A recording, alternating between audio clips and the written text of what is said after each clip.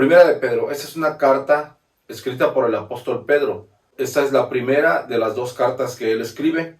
Y desde que miramos el nombre del autor podemos darnos cuenta de cuán interesante puede ser esta carta, ya que el apóstol Pedro es uno de los personajes más importantes del Nuevo Testamento. El apóstol Pablo escribió 13 cartas y es quizá el hombre más influyente de la escritura en el Nuevo Testamento. Pero a diferencia del apóstol Pablo, ahora nos encontramos ante el apóstol Pedro con un ministerio muy diferente al de Pablo. Una de las diferencias que Pablo escribe en sus cartas entre el ministerio o apostolado de Pedro y el de él es que Pedro es apóstol a los judíos y Pablo es un apóstol a los gentiles. Miremos quién era Pedro y así tener en cuenta el impacto que puede tener en nuestras vidas las cartas que nos escribe este gran hombre de Dios. Pedro, llamado originalmente Simón, el cual era un nombre muy común en los tiempos bíblicos, pero que en algún momento Jesús le cambió el nombre y le dijo que sería una piedra, que en arameo es Cefas y en griego es Pedro. Un hombre de oficio pescador, hermano de Andrés, que fue quien lo atrajo a Jesús. Algo que debemos tener mucho en cuenta es el caminar que Pedro tuvo con Jesús. Él vivió en el ministerio con Jesús, fue enseñado, discipulado por Jesús cuando caminaba en esta tierra. Los evangelios están llenos de ejemplos de vida del apóstol Pedro, desde aciertos, errores muy fuertes, su temperamento, podemos mirarlo ahí, aún peleas o problemas que tenían entre discípulos, como todo ser humano que está siendo transformado. Podemos mirar algo más que sobresale en los 12 de Jesús respecto a Pedro. Y es que Pedro en las listas donde se nombra a los 12 generalmente aparece al principio. Por ejemplo, Mateo 10:2 dice de la siguiente manera: los nombres de los 12 apóstoles son estos. Primero Simón, llamado Pedro, y Andrés su hermano, Jacobo hijo de Zebedeo y Juan su hermano. Entonces, generalmente aparece en primer lugar. Esto nos muestra cómo Pedro ya tenía un liderazgo cuando estaba Jesús. Ahora, Jesús siempre tuvo sus 12, de esos 12 tenía un círculo íntimo, el cual estaba Pedro, Jacobo y Juan. Pero Pedro sobresale muchas veces, ya que Jesús se refirió a él en más de una ocasión de una manera muy personal y especial. Pedro sobresale como el líder de los 12, y eso lo podemos mirar o lo podemos confirmar cuando habló muchas veces a nombre de los 12. También lo podemos mirar y confirmar después de la resurrección y ascensión de Jesús. Pedro llegó a ser el líder principal de la iglesia de Jerusalén. Un hombre que a través de los años y de su caminar con Jesús había madurado bastante. En Pentecostés la vida de Pedro es cambiada totalmente. El Espíritu Santo había cambiado la vida de Pedro y lo revistió de un poder que era manifiesto a los que le rodeaban. La historia lo registra. Por ejemplo, dice que en su primer sermón, Hechos 2:41, dice de la siguiente manera: así que los que recibieron su palabra fueron bautizados y se añadieron aquel día como 3,000 personas. La Biblia registra más adelante, Hechos 4:4. Pero muchos de los que habían oído la palabra creyeron, y el número de los varones eran como 5,000. Es decir, había gente que venían por miles cuando Pedro hablaba. El libro de los Hechos registra cómo Dios obraba por manos de los apóstoles, y generalmente se refería principalmente a Pedro.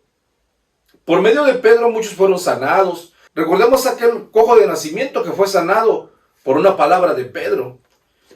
Pudiéramos hablar de muchos ejemplos de sanidades, pero es asombroso que la Biblia dice que aún con la sombra de Pedro muchos eran sanados. También la Biblia nos dice cómo Dios obró resurrección por mano del apóstol Pedro, y en su autoridad de hombre de Dios, de apóstol, en más de una ocasión enfrentó a personas que estaban obrando mal, como Ananías y Zafira, o como aquel mago llamado Simón. La Biblia nos dice que Pedro era casado. Jesús fue a sanar la suegra de Pedro, y Pablo lo dice en una de sus cartas. Pedro contribuye en el Nuevo Testamento con la escritura de 2 cartas, primera y segunda de Pedro. Y fue una parte muy importante o influyó poderosamente en el segundo evangelio, el cual escribe Marcos.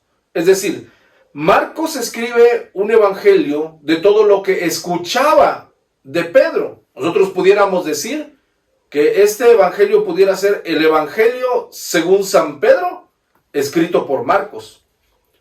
Esta carta fue escrita alrededor del año 64, durante el reinado de Nerón. Nerón era el emperador romano, y este emperador odiaba el cristianismo. Hizo muchas cosas horribles a los cristianos, los persiguió, los asesinó. Y Pedro escribe a los cristianos a perseverar en medio de los padecimientos. Esta carta fue escrita a creyentes que vivían en las provincias de Asia Menor. El primer versículo de esta carta dice, después del saludo de Pedro, a los expatriados de la dispersión en el Ponto, Galacia, Capadocia, Asia y Bitinia. Estas 5 provincias romanas constituían cerca de la mitad del norte de Turquía moderna. Se cree que el orden de las ciudades en que se da ahí indica la ruta que tomó el mensajero para ir llevando esta carta. Esta carta fue escrita a gentiles y judíos de estas ciudades. Es el libro número 21 del Nuevo Testamento, con 5 capítulos y 105 versículos. Esta epístola fue escrita con el propósito de animar a los cristianos que sufren para que vivan con la esperanza del futuro. El apóstol quiso dar una serie de ideas doctrinales y también proporcionó muchos consejos prácticos sobre cómo someterse a las autoridades. Este libro contiene el desarrollo más extenso del Nuevo Testamento. Escucha, sobre la teología del sufrimiento, de los padecimientos. Y hace eco de las enseñanzas de Job, que testifica que la gloria de Dios se manifiesta cuando estamos padeciendo o cuando estamos en un sufrimiento. Después que miramos quién era Pedro, podemos tener una idea de lo que se nos escribe. Es una carta escrita en un excelente griego y con una profundidad maravillosa de la palabra. En cada capítulo encontramos versículos y temas muy interesantes. De verdad que hemos leído varias cartas, pero creo que esta es una de las cartas que en cada capítulo encuentras muchos temas, muchos versículos. Muchas veces te quedas leyendo algo y más adelante vuelves a encontrar otros versículos, otros temas que atrapan, ¿verdad?, tu atención. Estos temas muchas veces vienen a convertirse en un rema para nuestras vidas.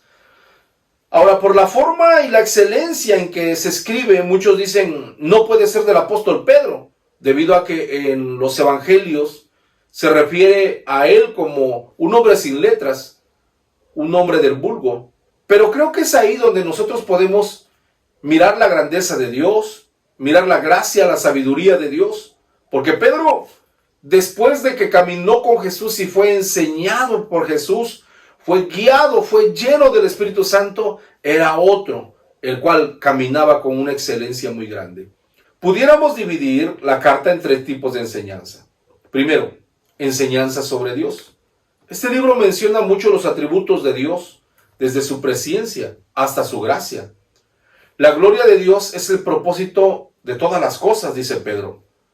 El sufrimiento de Jesús y su muerte por los pecadores son sumamente enfatizados, al igual que su resurrección y su regreso en esta carta. Son temas bastante importantes que Pedro toca en su carta. El Espíritu Santo que inspiró a los profetas antiguos, ahora dice Pedro que ha sido enviado al pueblo de Dios. Y un texto muy importante para entender la Trinidad es 1 Pedro capítulo 1 y versículo 2. Te lo voy a leer en la Nueva Traducción Viviente. Mira cómo dice: Dios Padre los conocía y los eligió desde hace mucho tiempo, y su Espíritu los ha hecho santos. Como resultado, ustedes lo obedecieron y fueron limpiados por la sangre de Jesucristo. Que Dios les conceda cada vez más gracia y paz. Segundo, enseñanza sobre la humanidad. En 1 de Pedro se significa todas las clases de vida humana, al mostrar que vivir por el Evangelio marca una gran diferencia entre las relaciones. Luego, Pedro también dice que los cristianos se someten tanto al gobierno como a los amos con el fin de agradar a Dios y de traer un resultado. En la familia cristiana, los esposos y las esposas tienen la responsabilidad de respetarse mutuamente. En la congregación, los líderes espirituales conducen a su rebaño como servidores humildes y crean un contexto de sumisión mutua. Esto es bastante interesante.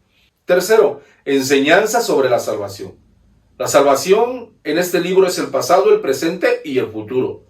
El aspecto pasado implica la elección soberana de Dios. Dios nos escogió desde el pasado, así como el sufrimiento y muerte de Jesús para comprar la salvación. El aspecto presente significa la regeneración y la fe continua del pueblo de Dios. En la venida de Cristo, los que son guardados por el poder de Dios mediante la fe recibirán la salvación que está preparada para ser manifestada en el tiempo postrero. En esta carta Pedro menciona que está en Roma.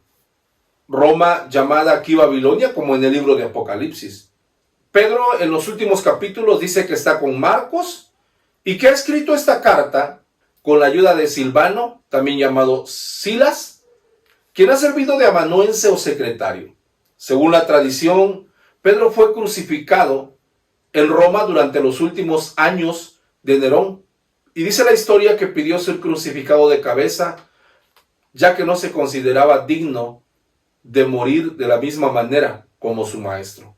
Teniendo en cuenta todos estos detalles, yo te invito a que podamos disfrutar de esta palabra que tenemos frente a nosotros, de esta primera carta del apóstol Pedro, que nuestras vidas sean animadas, que podamos caminar y vivir con la esperanza que Él quiso darle a los creyentes. Así que te animo a que sigamos leyendo la primera carta del apóstol Pedro. Dios te bendiga.